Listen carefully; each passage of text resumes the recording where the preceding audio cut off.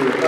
So a sociologist and a lawyer have been given 5 minutes total to speak about Mr. Stevenson, and I'm going to try and do that. The only way I could be even close to as excited to introduce Mr. Stevenson is if Johnny Bench was here, my hero as a child. Like activists in the Innocence Network, Mr. Stevenson took on the daunting task of speaking and acting on behalf of the poor and condemned. On a shoestring, he founded the Equal Justice Institute, an organization dedicated to systemic improvement and unwavering advocacy for the voiceless who are all too frequently misrepresented by the lawyers, mistreated by police and prosecutors, and condemned to interminable sentences, including death. He is flawed, and he is sacrificed, and all the while remaining humble, classy, and focused, but never fevered. Mr. Stevenson is dedicated to transparency and an impassioned commitment to justice and fairness. He once said that, quote, "The opposite of poverty is not wealth. In too many places, the opposite of poverty is justice." He not only speaks truth to power, but he actively seeks to upset it. Bryan Stevenson has become a symbol of righteousness in the face of injustice for the marginalized and forgotten. He has risen to this status by being able to translate his intellectual training and adjudication experiences into understandable discourse in a way that speaks to the hearts of every American, regardless of education or intellectual ability. He does precisely what a public intellectual strives to do, to be understood by as wide an audience as possible, to reach deep into their hearts and minds, and to penetrate the core of goodness and righteousness that lies in each of us. To awaken the spirit of justice and empowerment so that we can all join in the struggle for equity and due process. This can only happen if one understands that the criminal justice system is designed to reproduce the interests of the powerful. Bryan Stevenson understands this, and he's adept at speaking about it with intelligence, forcefulness, humility, and compassion. Mr. Stevenson's scholarship and legal activism demonstrate his awareness of the political, economic, and cultural embeddedness constituting all human beings as subjects in a complex web of relationships. The force of his work is his ability to expose class and race-ethnic marginalization, leading to maltreatment by the criminal justice system. On more than one occasion, I've read or heard Mr. Stevenson say that, quote, "No one of us is as bad as the worst thing we've done," close quote. We truly are our brother's keeper, and Mr. Stevenson understands and exemplifies this in ways that are truly inspirational. It is my great honor to have nominated Mr. Bryan Stevenson for the 2015 Innocence Network Champion of Justice Award, and an even greater honor to be able to publicly express my gratitude in his presence. Bryan Stevenson is a most deserving recipient of the Innocence Network's Champion of Justice Award. Thank you.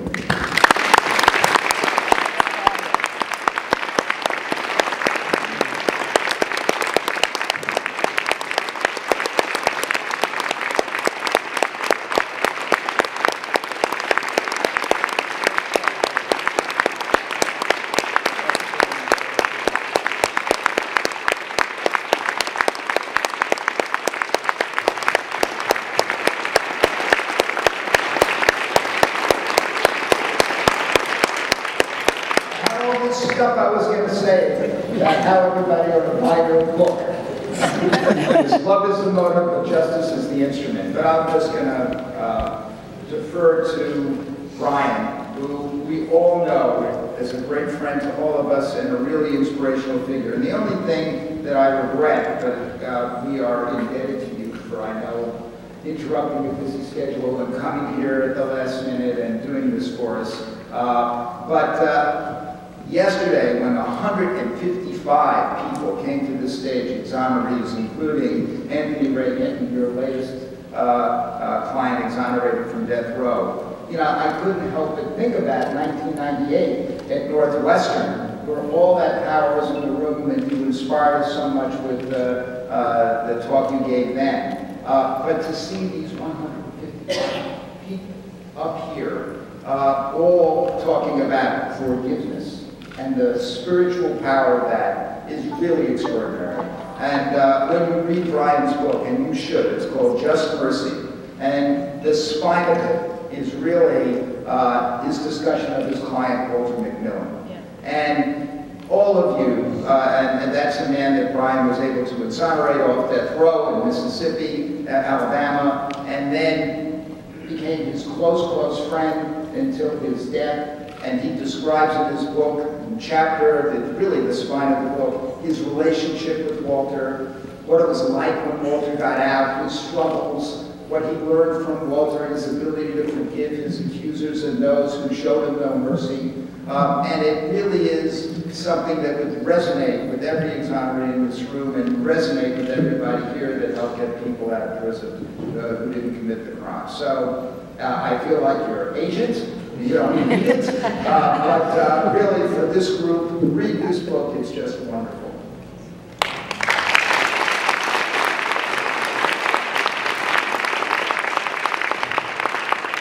Well, first of all, I just want to say to Rob, to all of you who felt led to give me this award, I'm deeply, deeply honored. I have such respect for the work that everyone in the Innocence Network does.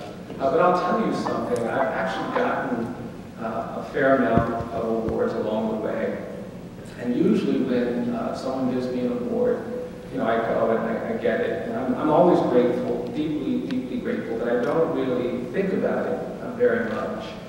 I was in Baltimore yesterday, and I was in Miami this morning to give a talk, and driving up here to Orlando, I started thinking about this.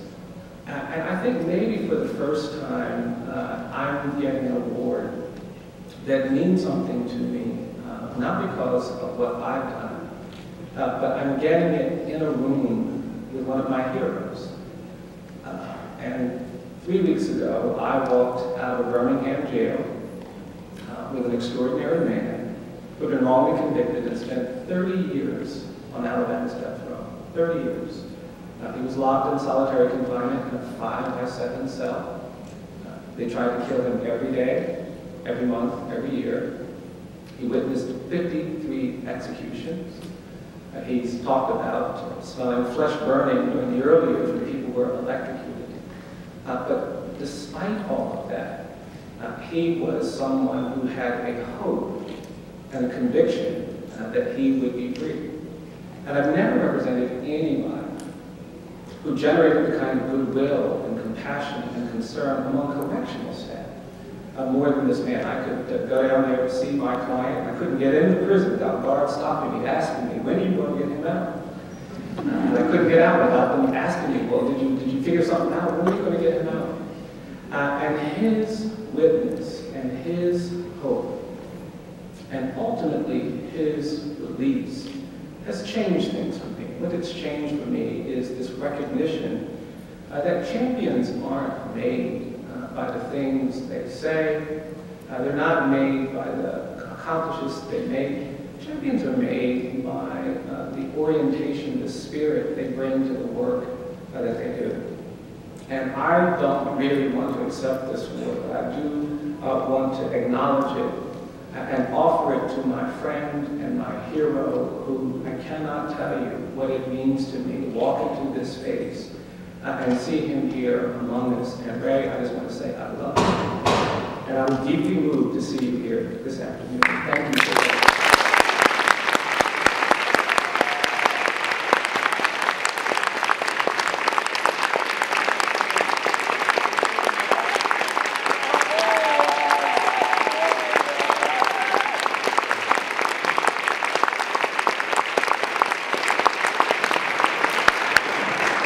So I think we've got some great opportunities to really change the world.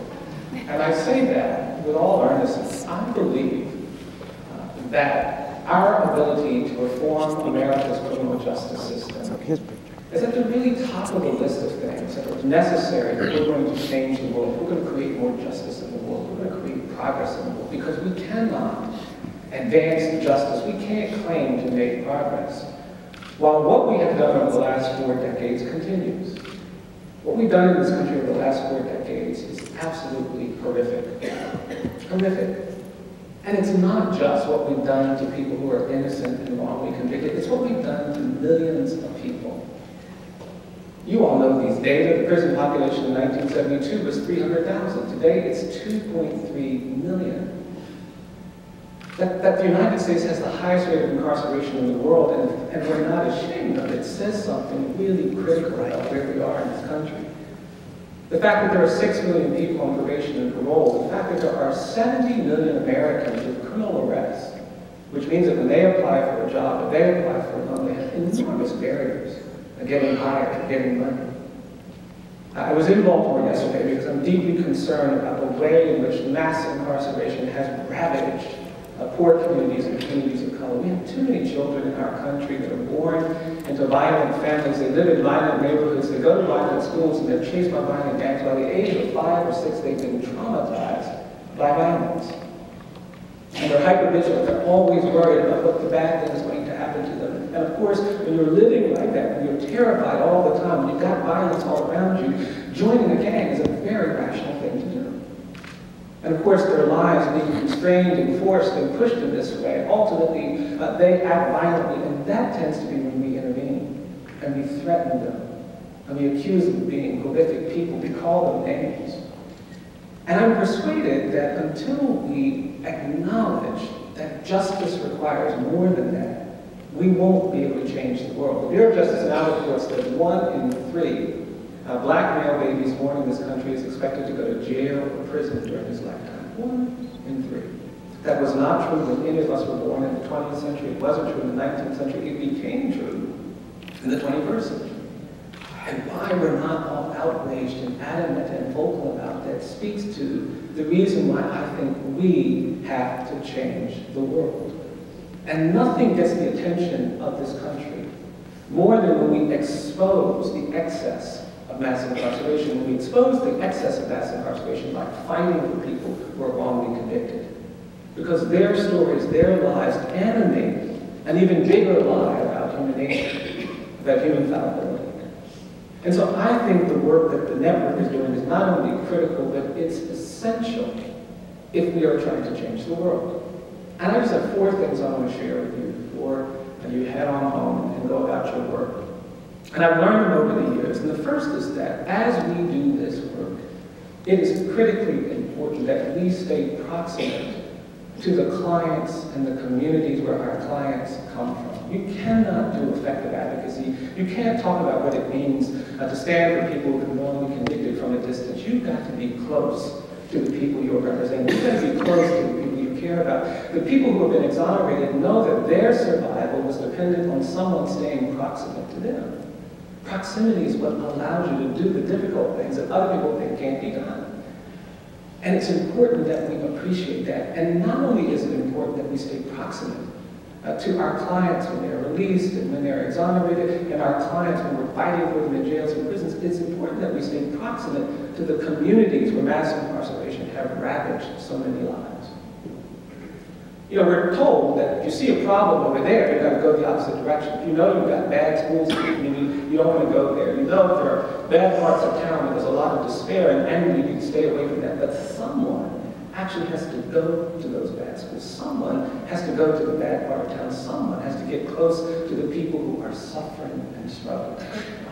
I have conversations with young kids in projects, and these kids will sometimes really be very honest with me. And the hardest thing for me to hear is when I talk to these 13 and 14-year-old children who tell me, they'll say, Mr. Stevenson, I know I'm not going to be free or alive by the time I'm 21. And they don't say that because of something they've seen on TV. They say that because that's what they're experiencing in their neighborhoods.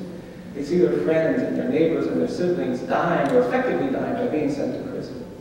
And this despair is so pervasive. And we will not overcome it until we get close to those kids and we start holding them and trying to teach them that maybe there's another way. Proximity, I am persuaded, is essential. I'm a product of someone else's choice to get proximate. I don't have any problem telling you that I started my education in a public school. I grew up in a community where black children couldn't go to the public schools. When I was a little boy, I had to go to the colored school. And lawyers came into our community and made them open up the public school. And but for those lawyers' choice to get proximate, I wouldn't be standing here. I'm not confused about how I got here. I got here on the backs of people who chose to be proximate. Because I got to go to the public school, I could go to high school. There's no high school for black kids in my county.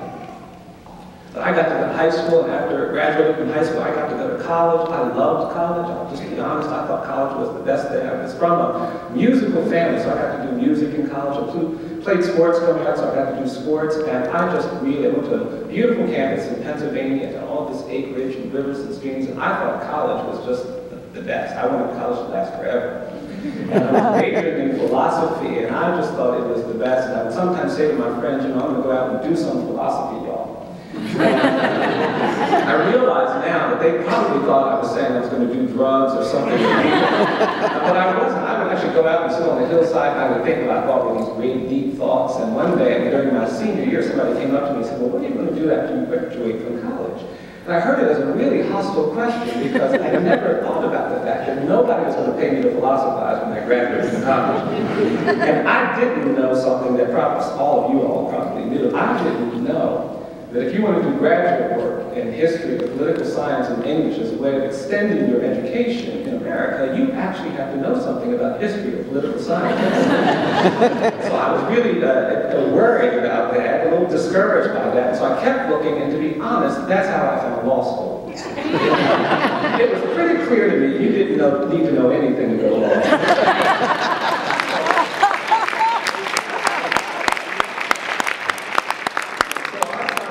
A few months later, I found myself at Harvard Law School, sitting in the classroom, and I was persuaded I made a terrible mistake. I went to law school because I was interested in talking about racial justice. I wanted to talk about poverty. I wanted to talk about justice, and it didn't seem like anybody was talking about race. Nobody was talking about poverty. It didn't even seem like anybody was talking about justice.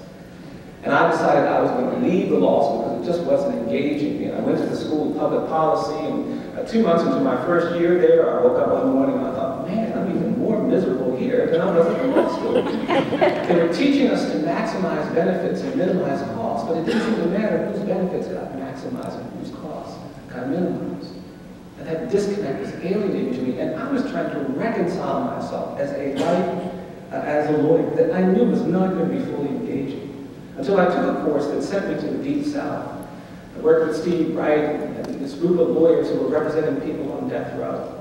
And it's that proximity that changed everything for me. Steve asked me to go down to death row and meet a man who they hadn't had time to meet. And I said, okay, and I was really excited about it. And I got in the car and I drove down. I was very nervous because I was just a law student. And I didn't think I knew enough to be talking to a death row prisoner. I'd never been to death row before. And I got to the prison in Jackson, Georgia, and I walked inside. It was very intimidating. And all of a sudden, I really got nervous. And they took me to the visitation room, and I was in this visitation room waiting for this client to come out. And I kept pacing back and forth, and finally they opened the door, and there stood on the other side of the door this man who was weighed down with chains. He had handcuffs on his wrists, he had a chain around his waist, he had shackles on his ankles. I looked at him and I just thought how burdened he must feel with all these chains. It took them 10 minutes to get the chains off, and finally when they unchained him, he walked inside, and I walked up to him and I said, I just want to say I'm so sorry. I'm just a law student. I don't know much about the death penalty. I don't know much about habeas corpus. I don't know much about the appeals process. I don't know much about criminal law. I don't know much about criminal procedure. But they sent me down here to tell you that you're not at risk of execution anytime in the next year. And when I said that, the man said, wait. Say that again. I said, you're not at risk of execution anytime in the next year. And the man grabbed my hands and he said, wait, say that again. I said, you're not at risk of execution anytime in the next year. I couldn't believe it. And then he looked at me and he said, I can't tell you how glad I am you're here. He said, this means the world to me. He said, you're the first person I've met in 2 years on death row who's not a death row prisoner or a death row guard. He said, I've been talking to my wife and my children over the telephone, but I haven't let them come and visit because I was afraid I'd have an execution date and I didn't want them to have to deal with it. He said, now I'm going to see my wife, now I'm going to see my children. I couldn't believe it. We sat down and started talking. It turned out we had exactly the same birthday, the same month, same day, same year. And even though I'd only scheduled to be there an hour turned into 2 hours, 2 hours turned into 3 hours, we were still talking. And after 3 hours, the guards got angry and they came bursting into the room, and they were frustrated at me, but they couldn't do anything to me, so they took it out on this man, and they threw him against the wall, and they put the handcuffs on him really tightly. And I watched him grimacing and trying to get the officers to stop, but they ignored me. And then they wrapped the chain around his waist, and I saw them pushing him very roughly. I tried to get him to stop, but they ignored me. And the man looked at me and said, "Bryan, don't you worry about it, you just come back." And then they put the shackles on his ankles, and I could see him grimacing because they put them on so tightly. And then they pushed him roughly toward the door. He almost fell down. And I tried to get him to stop, but they paid me no mind. And the man looked at me again. He said, "Bryan, don't you worry about this, just come back." And then I kept watching while they shoved this man so roughly. They were about to push him out of the door, but before they pushed him out of the door, I watched him plant his feet for the next shove. And when they got him in front of the door and they tried to push him out of the door, he didn't move. And then this man looked at me, and he looked over and he said, "Bryan, don't you worry about this, you just come back." And then this man did something I've never, ever forgotten. He looked at me, he closed his eyes, he threw his head back, and he began to sing. And he started singing this hymn I used to hear all the time when I was a kid growing up. He started singing, "I'm pressing on the upward way. New heights I'm gaining every day, still praying as I'm onward bound. Lord, plant my feet on higher ground." Everybody stopped. And then the guards recovered and started pushing him down the hallway. You could hear these chains clanging as they were pushing him down the hallway, but you could hear him singing about higher ground. I will tell you that his song changed me. In a moment, I knew that I wanted to help condemned people get to higher ground. More than that, I knew that my journey to higher ground was tied to his journey.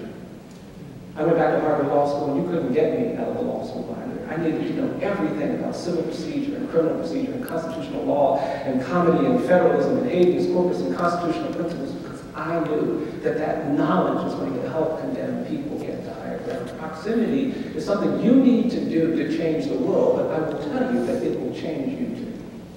It will make you understand the power that you have to be a witness, to be an advocate, to shape things, to push things, to turn things around.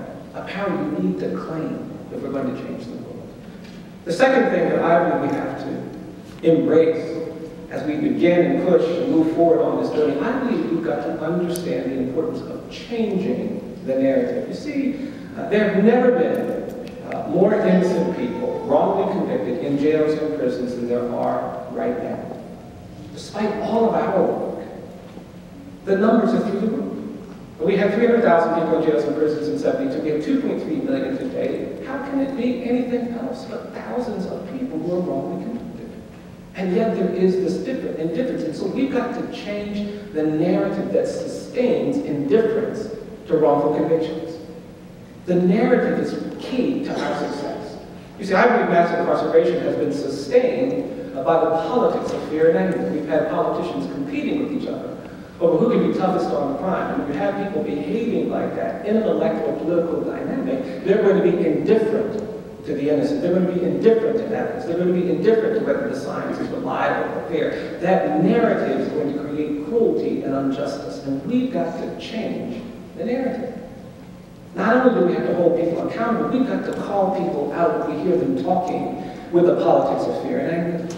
We can't tolerate it anywhere in our system, not just for the people who are wrongly convicted, but for everybody. It's just that corrupted. I've seen it with children. My work recently has been focusing on children prosecuted as adults, and it pains me to see what we've done to children in this country. We now have 250,000 people serving long prison sentences for crimes they committed as children. 10,000 children in adult jails and prisons, 3,000 children sentenced to life imprisonment without parole. And the narrative behind it is what's so destructive. We demonize these kids. We say they're super predators. We call them names. We call them all of these things, and it makes us comfortable. That narrative has to change. I was working on a case several years ago about a 14-year-old boy who was living in a house where his mother was repeatedly the target of a lot of domestic violence. This boy's mother had a boyfriend who would start drinking. When the man started drinking, he would get very violent. And one day he'd been drinking, he came home, he walked into the kitchen, he called the boy's mother into the kitchen. And he didn't say anything to her, he just went up to her and punched her in the face. She hit her head as she fell down, and she was on the floor bleeding. And her child came running in there, this little boy, and tried to help his mom recover, helped her try to revive him. He couldn't get his mother to stir, he couldn't get her to wake up, and she was covered with blood, and this child thought his mom was dead. The man had gone into a bedroom and fallen asleep, and so the little boy got up and he walked into the bedroom where he knew this man kept a handgun. And he reached into his dresser drawer and he pulled out his handgun and he walked over to where the man was sleeping. And then the boy stood there pointing the gun at the man's head, and the man was snoring, but when the man stopped snoring, this child pulled the trigger, tragically. Shot the man in the head, the man died almost instantly. This kid was about 5 feet tall, he weighed under 100 pounds. He was not been in trouble before, he had no juvenile adjudications, he was a decent student. He was the kind of kid that might have been tried as a juvenile, but for the fact that the man that he shot and killed, his mother's boyfriend, well, that man was a deputy sheriff. Because he was a deputy sheriff, the prosecutor insisted that this child be tried as an adult. And they immediately certified him to stand trial as an adult, and they put him in the adult jail. He'd been there for 3 days before I got involved, and his grandmother asked me to go and see him. I went to the jail, and I sat down, and I waited and watched while this little boy walked out. And I couldn't believe how small he was. He sat down and started asking him questions, but he wouldn't respond to any of the questions that I asked. I kept trying to get him to talk. I said, look, I can't help you if you don't talk. You got to talk to me. He wouldn't say a word. And finally, I put my pen down and I said, look, I can't help you if you don't talk. You got to come and talk to me. And he wouldn't say anything. So I got up and I walked around the table. I pulled my chair close to him. I said, come on, you got to talk to me. I can't help you if you don't talk to me. He kept staring at the wall. And I didn't know what to do, and there was a moment where I couldn't figure out what to do, and so I just started leaning on him. And I leaned on this little boy until I felt him lean back, and when he leaned back, I put my arm around him. And I said, come on, you gotta talk to me. I can't help you if you don't talk to me. And when I did that, this little boy started to cry. And through his tears, he began talking to me, not about what happened with his mom. He didn't start talking about what had happened with the man. He started talking to me about what had happened at the jail. He told me on the first night several men had hurt him. He told me on the next night he had been raped by several people. He told me on the night before I got there, so many people had hurt him, he couldn't remember how many there had been. And I held this little boy while he cried hysterically for almost an hour. I said, look, I'm going to get you out of here. And I was trying to leave, and he was grabbing onto me, begging me not to leave. I said, no, I'm going to come back. And I left that jail, and when I left the jail, the question I had in my mind was, who is responsible for this? And the answer is, we are. Absolutely. We've allowed this narrative about children to emerge. We've allowed policies to develop and fester and corrupt and corrode our society and our sensitivities, and we are still tolerating putting children in adult jails and prisons. That narrative is the enemy, and we are complicit until we change the narrative. I believe all children are children. The violent ones, the guilty ones, the dark ones, the light ones, all children are children. And when a society gives up on its children, it sows the seeds of a corrupt, unjust society. And so we've got to change that narrative. I believe we have to change the narrative about race. We've never really confronted our history of racial inequality. Absolutely. You want to know why so many of the exonerated and wrongly convicted are people of color? It's because there's this presumption of dangerousness and guilt that follows black and brown people around every day of their life. Every day. And that presumption of dangerousness is rooted in a narrative of racial difference that we haven't confronted ever. And so I think we've got to change the narrative. We've got to start talking about our history of racial inequality. I believe we actually have to start talking about slavery. Absolutely. We're in a slave state, Florida. And that history is everywhere. It creates shadows and little echoes, and it creates problems that we have all inherited. So most people think that slavery was about involuntary servitude. I don't believe that the great evil of American slavery was forced labor. I believe the great evil of American slavery was white supremacy, the ideology that we created that suggested that these black people, these people of color, were somehow deficit, that they're not fully human, that they're not as smart as everybody else, they're not as hardworking, they're dangerous. And that narrative of racial difference, that was the great evil of America's slavery. And the 13th Amendment didn't deal with the narrative. The Emancipation Proclamation didn't deal with the narrative. The narrative didn't actually ever get addressed, and it's why I argue that slavery didn't end in 1865. I believe slavery didn't end, I just believe it evolved. It turned into decades of terrorism and violence and subordination. We just put out a report about lynching in America. We documented 4,000 lynchings in 12 states, because what we did in this country During those 80 years was nothing short of horrific terrorism. People get upset and angry when they hear about these beatings and atrocities in the Mideast, ISIS, but we did the same thing to people of color, to traumatize and terrorize them. Older people come up to me, they say, Mr. Stevenson, I get so angry when I hear somebody on TV talking about how we're dealing with terrorism for the first time in our nation's history after 9/11. They said, we grew up with terrorism. We were bombed and threatened and lynched our whole lives. And that terror shaped our country. And the politics of our country can still be seen. People, I have these students in the North, and I go up there, and people think like they're from someplace else. But 90% of the African-American population in 1900 was in the Deep South. Black people went to Cleveland and Chicago and Detroit and Los Angeles and Oakland and Boston, not as immigrants looking for opportunities, but as refugees from terror. If you know anything about international human rights, you know that you cannot help a refugee community until you talk about the trauma that has given rise to their exodus. We've got to change the narrative. I get frustrated because I live in Alabama, and we love talking about mid-19th century history in Alabama. We love it. We just don't like talking about the parts of it that deal with our mistakes.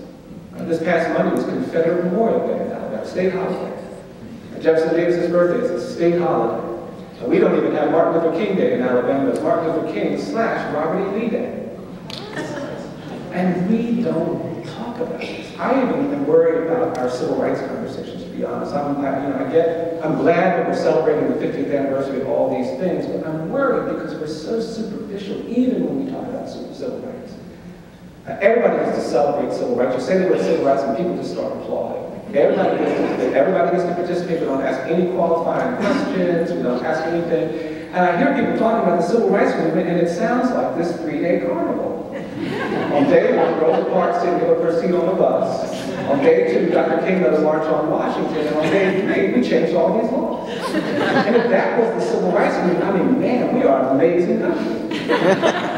That's not what civil rights was about. That's not our history. Our history is that for decades, we humiliated black people in this country.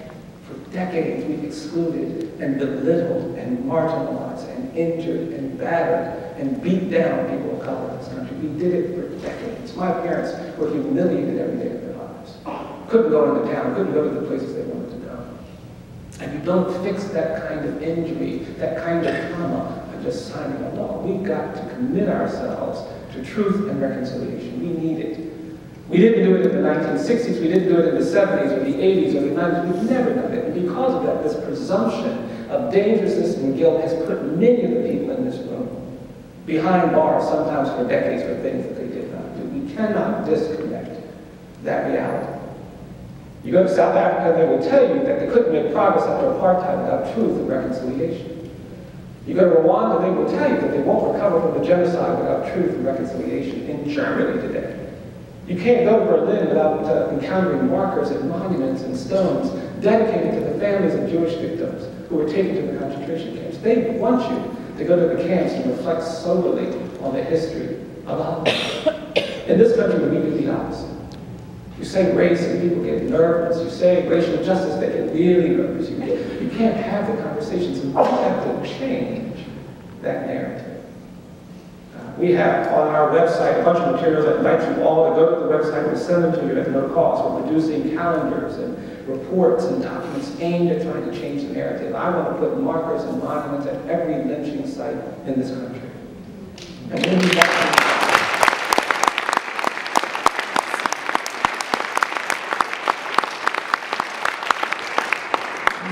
most wrongful convictions are rooted in an absence of humility. They're rooted in arrogance. And we like to cover our courthouses with all of these emblems that are arrogant, and lynching monuments and markers are designed to make us create some humility about who we are and the mistakes we've made. Third thing, I don't believe we can change the world by just getting proximate and changing the narrative. I also believe that we've got to stay hopeful. The exonerated in this room know something about hope. They know that they could have failed, they could have fallen down. They had every reason to get hopeless. Many of them couldn't find the legal help they needed for years. Many of them had to go through case after case after case being denied and rejected. Many of them had to endure conditions of confinement that were heartbreaking and devastating. Many of them saw family and loved ones move away and simply start to forget about them. And yet they could not succeed. They could not triumph without holding on to their hope.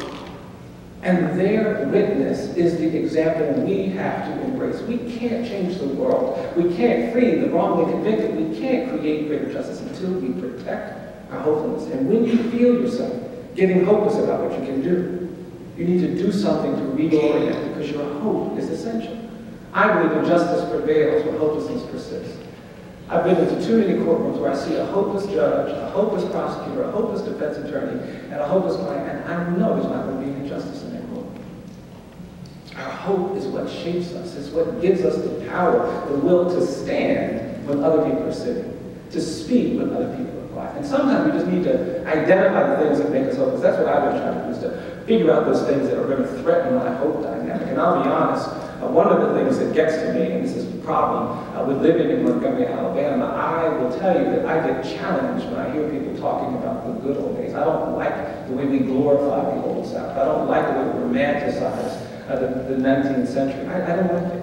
I don't like the Confederate flags. Don't like it. Don't like hearing people talking about the good old days. It provokes me. I was going to a prison some years ago, and I was parking my car, and there was a truck outside this prison, and this truck was like a shrine to the Old South. It had all of these Confederate flags on it. It had the gun rack. It had these bumper stickers. There were actually bumper stickers on this truck I hadn't seen before. One of these bumper stickers read, quote, "If I'd known it was going to be like this, I'd pick my own car."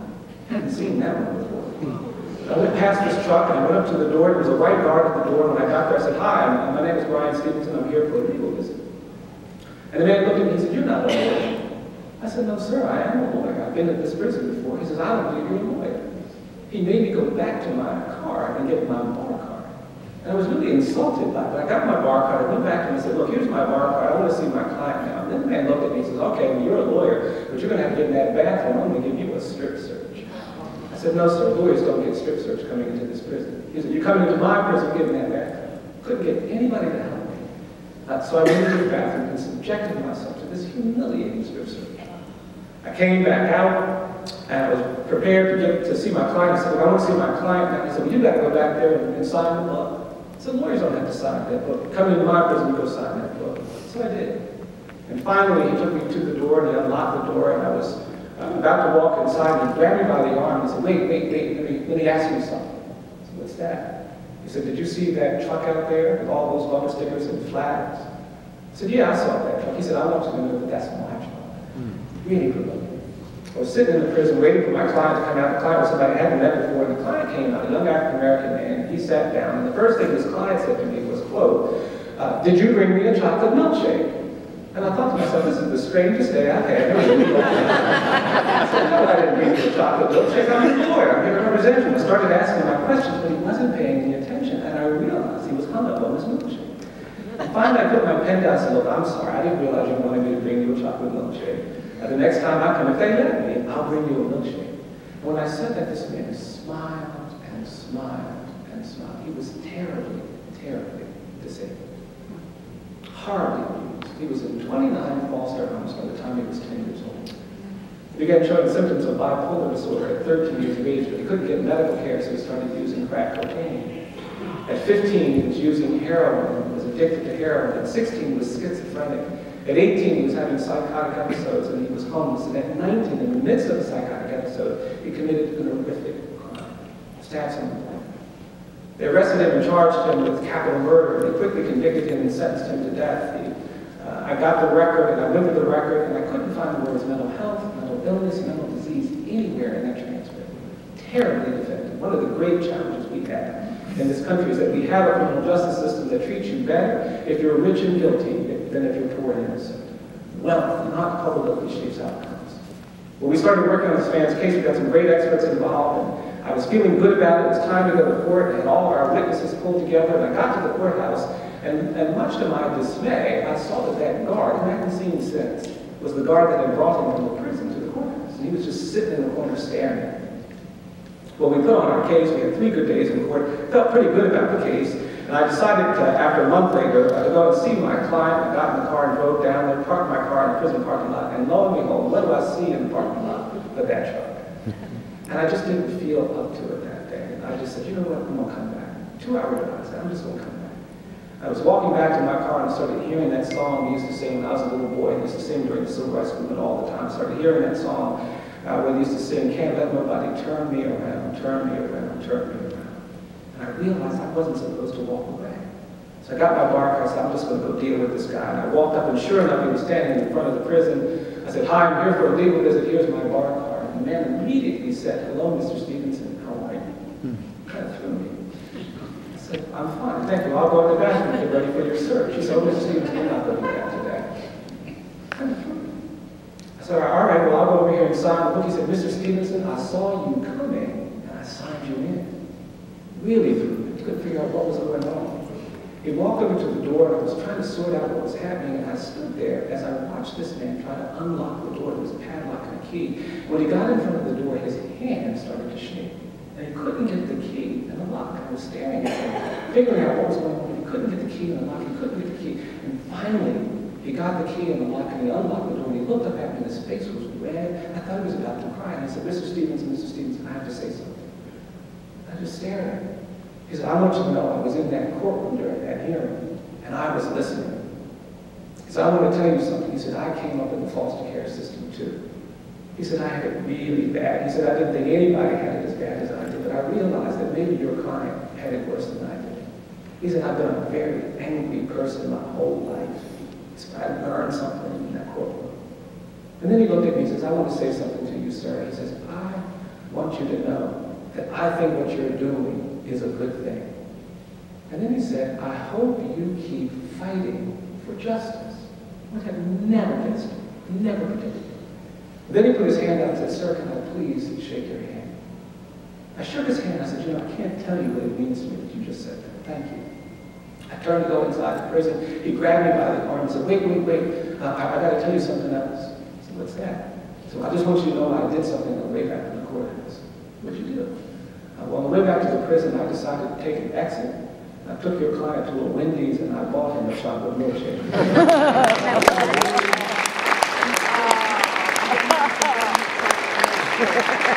It's a really silly story, but I say it to you because it speaks to you about how important it is that we stay hopeful about what we can do.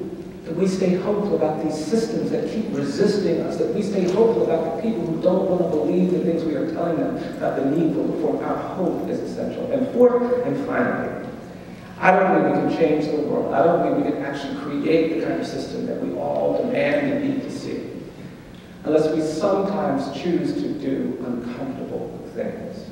And I hate to say that, but it's true. We can't create justice by only doing what's comfortable and convenient. Right. Justice is created when people, good people, smart people, dedicated people, choose to do something uncomfortable. I've looked. I can't find anywhere in history where justice has come, where change and progress has come, where the disfavor had been lifted up when people only do what's comfortable and convenient. We've got to do the uncomfortable. And it's hard, because we are programmed to do what's comfortable.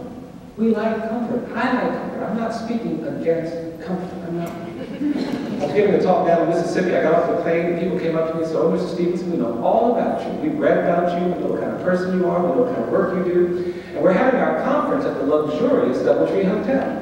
And we decided that you didn't want to stay at the luxurious DoubleTree Hotel. So we asked one of the pharmacists, they would put you up at the bar. And I looked at them and said, what is wrong with you? Of course I want to stay at the luxurious DoubleTree Hotel. That's not what I'm talking about. What I'm talking about is sometimes we have to do uncomfortable things.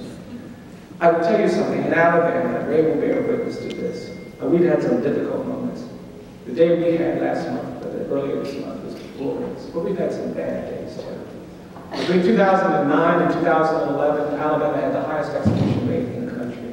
We had 17 executions in a 30-month time period. We don't have a public defender system. We don't have lawyers available with people on death, but we have people literally dying for legal assistance. And me and my staff agreed to represent all the people who got execution dates who didn't have lawyers, but it was overwhelming. And I have all these beautiful young lawyers who were standing in trying to fight for people, and they were getting beat down, and finally I said, you know, you all take a break, I'm going to take this next case.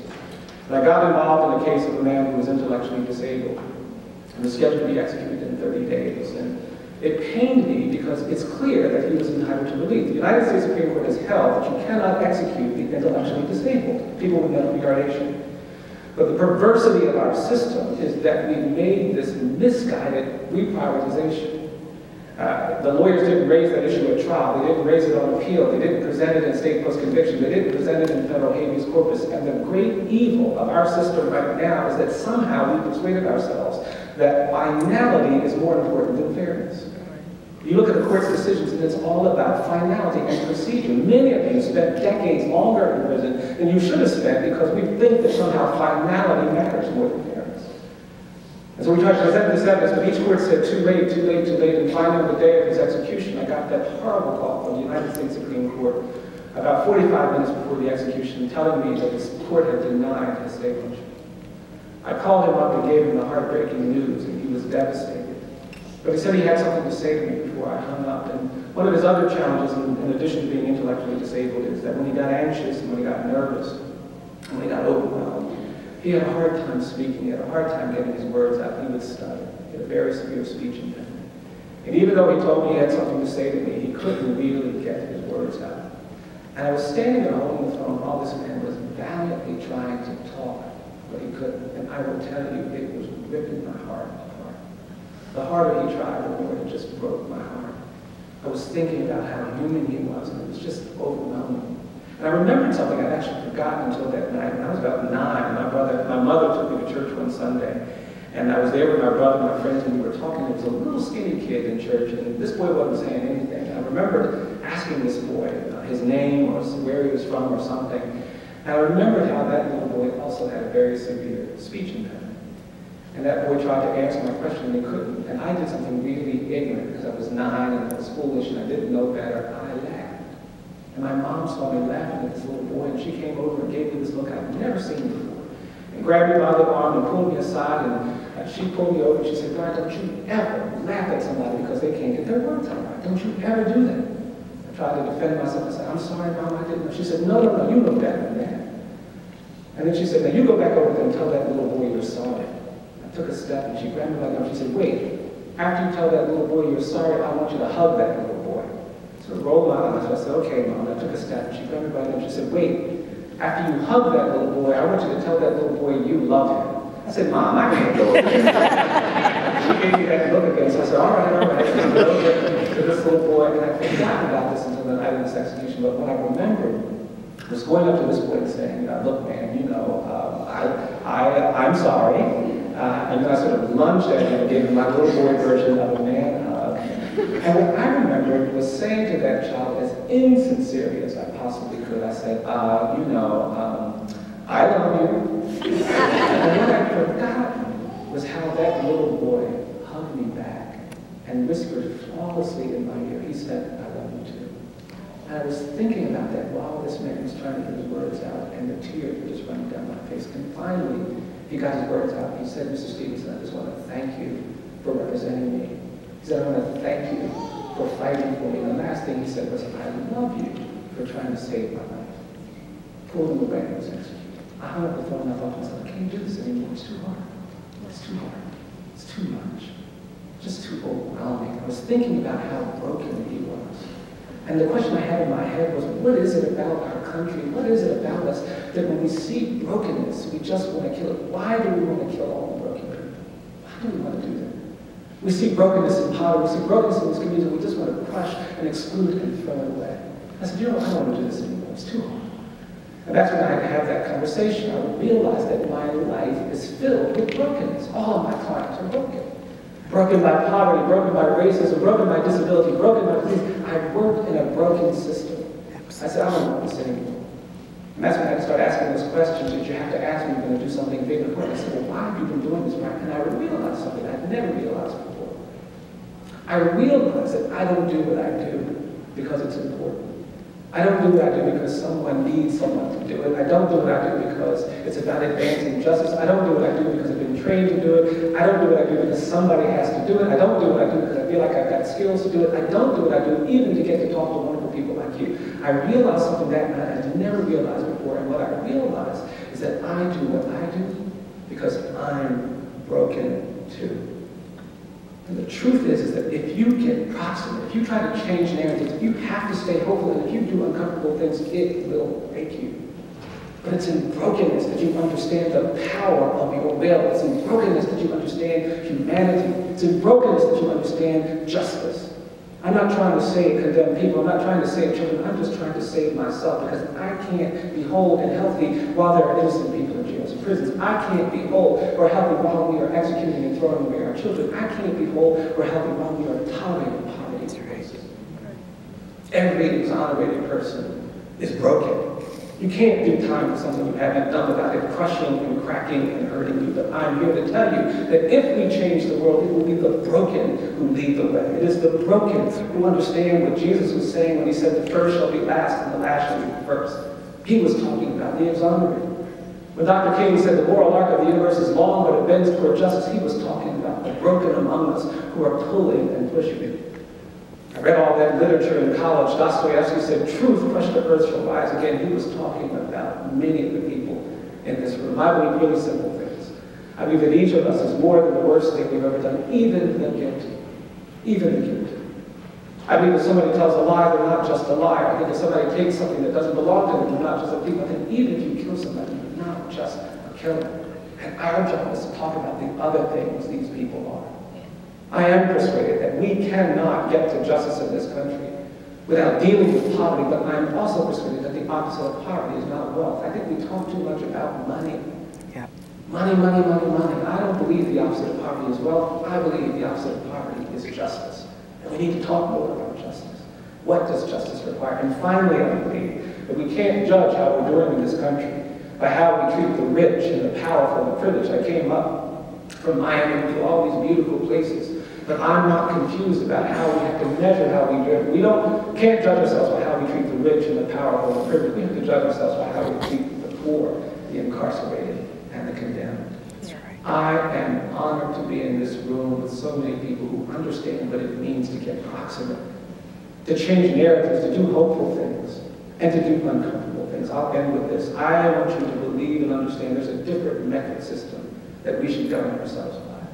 And this is especially true for all of you exonerated people here.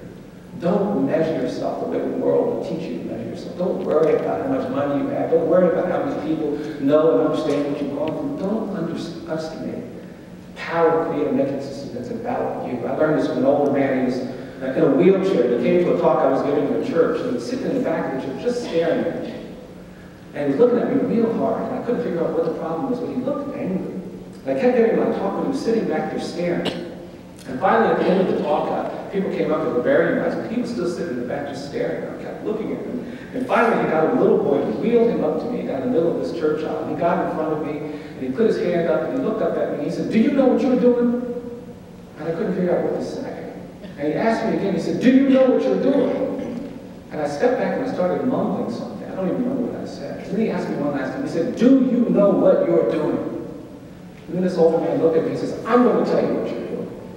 And he looked at me, he says, "You're beating the drum for justice." And I was so moved. He says, "You're beating the drum for justice." And then he said, "You keep beating the drum for justice." I was so moved. And then he grabbed me by my jacket, he said, "Come here, come here, come here." And he pulled me into his wheelchair. And he turned his head, he said, "Let me show you something." And he turned his head and he said, "You see the scar I have behind my right ear?" He said, "I got that scar in Greene County, Alabama, trying to register people to vote in 1963.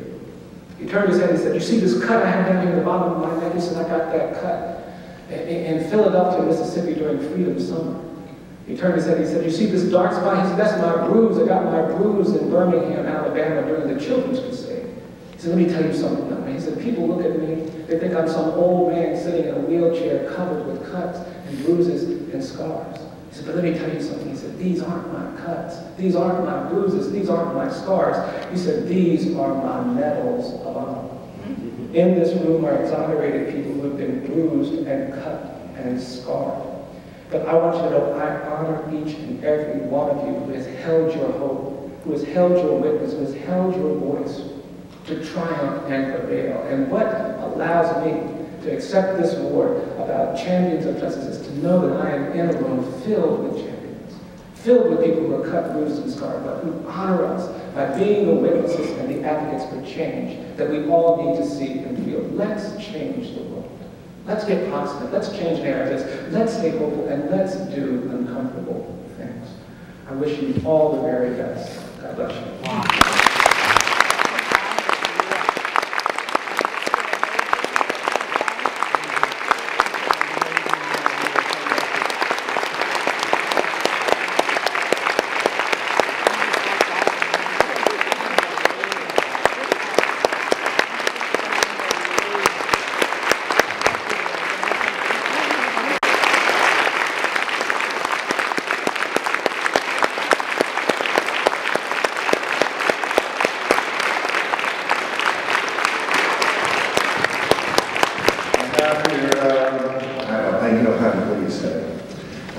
This is such an honor for me to be able to do this with you standing here, and Mr. Hinton, please join us.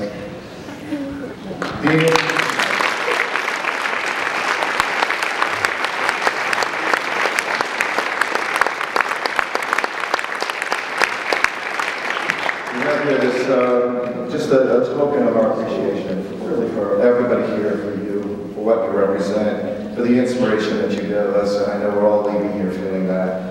Mr. Stevenson, Innocence Network Champion of Justice Award.